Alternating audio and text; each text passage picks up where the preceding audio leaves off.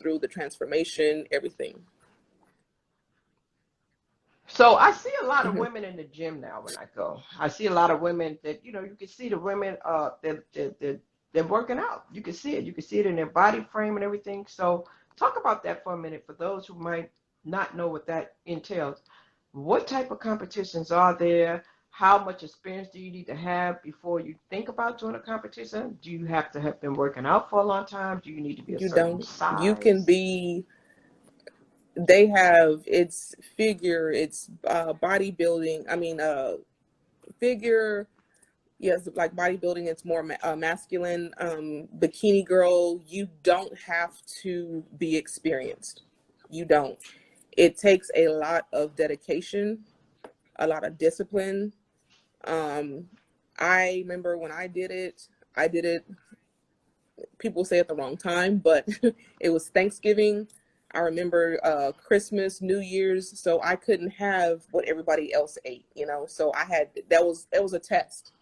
It was a test for me. So you have to be disciplined. You have to stick with the diet. You working out 6 times a week, maybe 2, 3 times a day when it gets closer, sometimes 4 times a day. Your only rest day was on Sunday, you know, but you had to also prep your meals, you know, so it was hard. It was hard, but it was worth it. Meal prepping.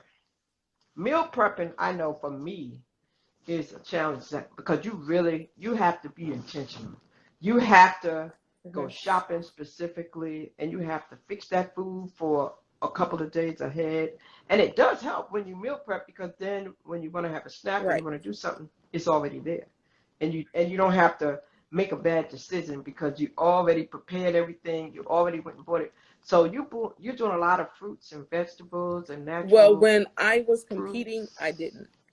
I didn't. I did a lot of Okay. oatmeal, cream of rice, egg whites, um, chicken, fish, asparagus, spinach, sweet potatoes.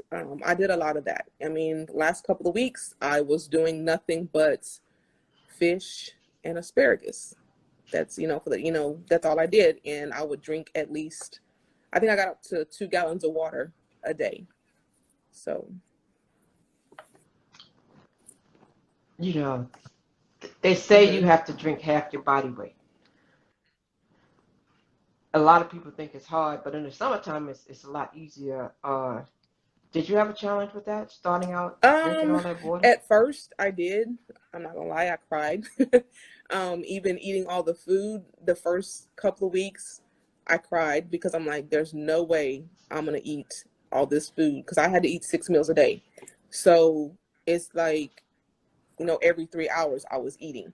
So it's like, how I'm gonna eat my breakfast when it's almost time for me to eat my second meal. You know what I'm saying? It's like I cried, but once you get closer and closer to competition, they start cutting back of how much you're eating. So it's like your body starts like, wait, it's time to eat. So it's like, you know, like I'm watching my watch, you know, looking at the time, like, okay, is it time for me to eat yet?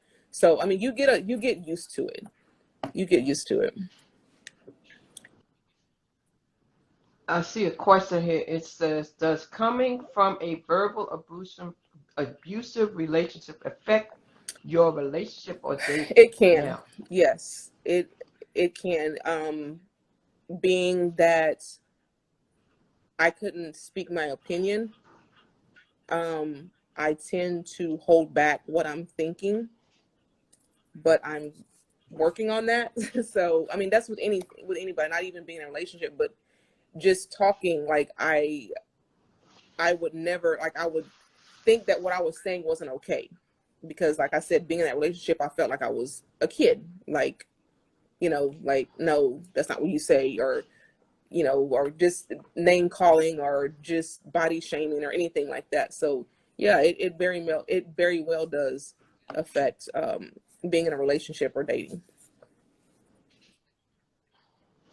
How did you overcome that, or do you feel like you're still I